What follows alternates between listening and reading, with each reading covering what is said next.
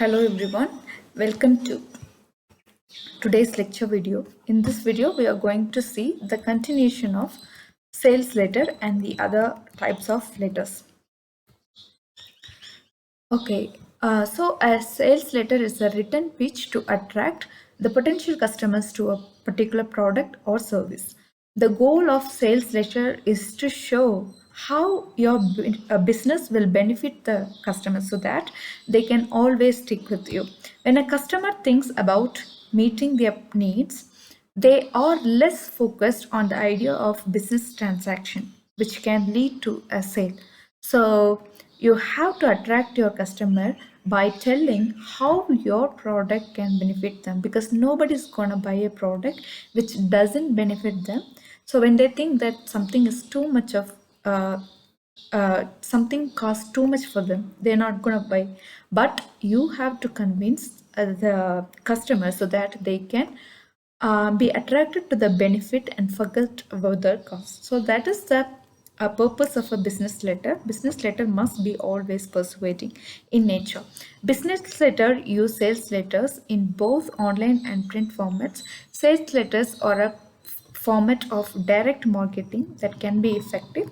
So you have to give much importance and you have to be persuasive. You should use all persuasive techniques and strong content so that your customer will be attracted towards you. How to write a sales letter? How a potential customer needs a reason to purchase, right? So a sales letter gives that reason and it backs up with all example and information for a customer to rely on the product and the company and their service. So when they rely on the service, definitely they're going to buy. What are the techniques that you are going to use to make the customer rely on you? So let's have a look at it. First, write a catchy headline that grabs the customer's attention. Headline is always the line which the customer is looking for. So you have to think from the customer's point of view to write a catchy headline and then hook the reader by identifying what they need and why do they need. So you have to give a valid reason why your product satisfy their needs, and then include bullet points with the key information so that it always stand out and stays with their mind forever. And use testimonials or great stories which satisfies the customers or which clarifies the customer's doubt, and which stands testimonials, they stand as a proof for all your service to the customer. So you have to include testimonials in order to persuade the customer, and then give the reader a call to action. After they read all the information that you have given, the customer is definitely going to think how can they buy. So think from the customer's point of view again. So give all the plans that you have called for an action, so that if the customer have the money all on a stretch, then he'll go for it. If he doesn't have it, then he's gonna pick a call for an action that you have suggested so that he can buy your product. And then offer something to the customer that is limited in a particular time or quantity so that he can hurry up and quickly purchase the product. And then here's the example for a sales letter.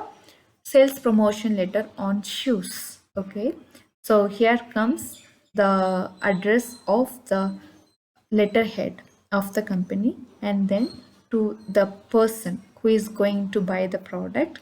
Dear Ahmed, Mr. Ahmed, we do not remember the names and faces of our customers. It is so because they are satisfied. Moreover, once they purchase our shoe, they do not need the other for the next 2 years. So here you try to convince and give the satisfaction testimony of your customers by saying that if you buy one, you don't need to come for our store for the next 2 years. So Roadmaster shoes are manufactured by so your product quality, and then here it comes the sizes, and then the last convincing line. Purchase your favorite shoe now for yourself, wife, and kid, and look for more smart in Roadmaster. So here comes the in within two lines you give the testimony and convincing line so that the customer can buy you. So there is no reason why your customer should deny you when you write a persuading sales letter. And then comes just claim letter or a complaint letter, both are same is a persuasive letter sent by a customer to a business agency or an organization to identify a problem with the product or service and so that it can be rectified in the future. Okay, typically a claim letter is always with a request adjustment such as refund, replacement payment, or a payment for damages, though a cordial opening paragraph about the transaction or product may be preferred. Okay, as a method of business writing, claim letter are sent as a legally binding form of communication which can serve as an evidence if a claim letter is not taken to court. Okay, so it's an highly what controversial kind of letter, so it has to be written in format with all due respect. In most cases, court appearances are not required because the business recipient typically drafts a reply in the form of an adjustment letter which settles down the claim. So take for example, so here is a claim letter and claim letter should always have the letterhead on the top so that it sends a clear message whom uh, to whom the claim letter is sent. Okay, so the general manager, Northern Railway, we would like to bring to your kind attention that our consignment of Haystree goods sent by Ambassador on November 12 was tampered with during transit. This fact has been duly certified by the railway clerk at Thane station from whom we received a consignment. His remarks are enclosed herewith. We are writing to request compensation for our losses. The pilferage of woolen clothes has resulted in huge losses for us. We have enclosed an itemized list of the loss items along with their costs. We must insist that you register this claim of ours and reimburse us immediately. We look forward to hearing from you, your sincerely particular authority. So this must be with two address and letterhead. Everything must be perfect because it is a very important record. Next one is a request letter. A request letter is a formal letter of document that is written in a context of requesting anything from an official. It is a formal way of demanding a particular favor from higher authorities or higher personalities. So it has to be very formal and it can be written to your boss or manager to get a promotion or to get a leave or to get permission. So it can be anything. A request letter can be anything that the employee writes to the employer in requesting a favor. So it can be anything when you request.